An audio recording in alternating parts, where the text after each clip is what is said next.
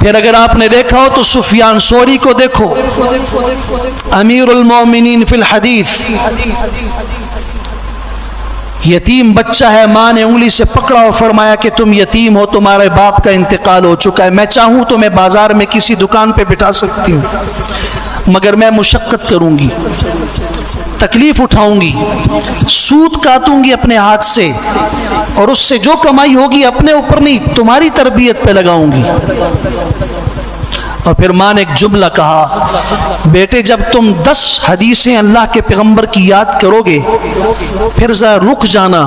اور اپنی زندگی پہ نظر دوڑانا کہ تمہارا قول، تمہارا فعل، تمہارا عمل، تمہارا چلنا، تمہاری سیرت، تمہارے اخلاق، تمہارے معاملات ان اللہ کے بتائے ہوئے، اللہ کے پیغمبر کے بتائے ہوئے 10 حدیثوں کے مطابق ہیں تو اللہ کی قسم میرا سینہ ٹھنڈا ہو جائے گا، اور میں سمجھوں گی کہ میں نے جتنی مشقت اٹھائی ہے وہ کچھ بھی نہیں ہے،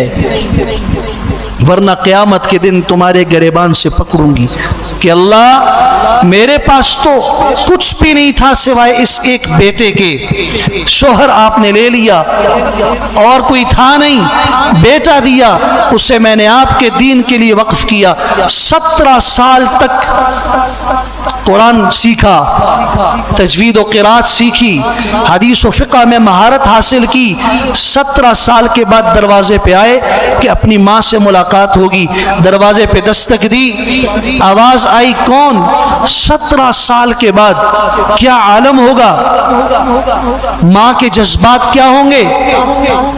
اس کی ممتا کس قدر تڑپ رہی ہوگی کہ آج میرے دروازے پہ بیٹا آیا ہے، جلدی دروازہ کھولو، اسے سینے سے لگاؤ، مگر ماں کہتی ہے کون ہے؟ کہا میں سفیان ہوں۔ کون سفیان؟ آپ کا بیٹا سفیان؟ کہا نہیں، میرا بیٹا تو میرے دروازے پہ نہیں آ سکتا، اسے یاد نہیں ہے کہ میں نے بھیجتے ہوئے اسے کہا تھا میں نے تمہیں اللہ کے دین کے لیے وقف کر دیا ہے، وقف چیز واپس نہیں لی جاتی، بیٹا جاؤ، اگر میرا سفیان ہے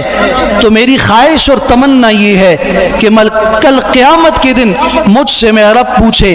تو نے دین کے لیے کیا کیا تھا تو میں کہوں میں نے اپنا سفیان آپ کے دین کے لیے وقف کر دیا تھا۔ 17 سال کے بعد دروازے پہ آیا، بغیر ملے ہوئے میں نے اسے پھر بھیج دیا،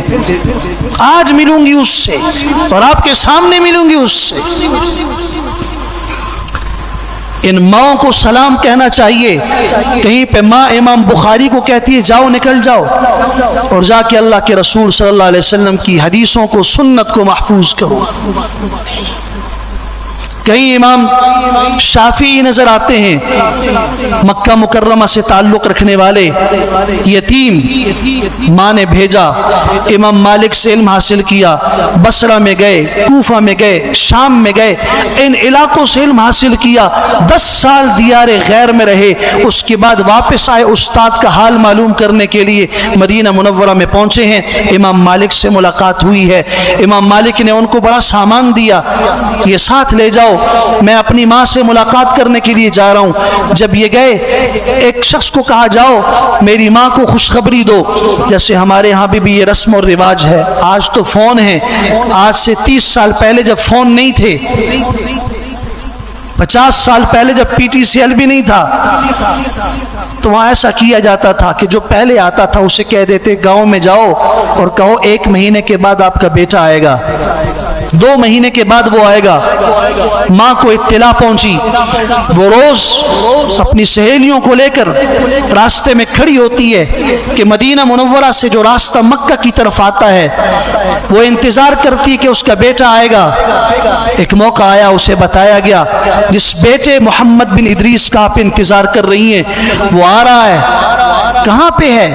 یہ سامنے جو لشکر ہے، گھوڑے ہیں، اونٹ ہیں، ساز و سامان ہے، یہ آپ کے بیٹے کے ہیں، وہ آ رہا ہے۔ ماں دوڑی روتے ہوئے اور گھر کا دروازہ بند کر کے بیٹھ گئی اور اس نے کہا اللہ اکبر،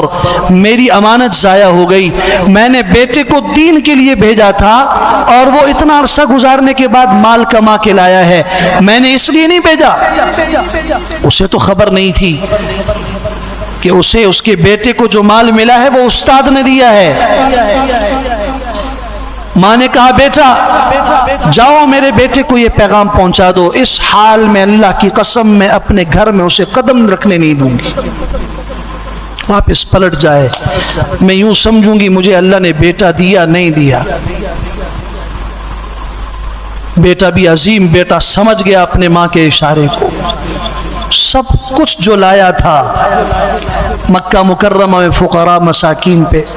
تقسیم کر دیا،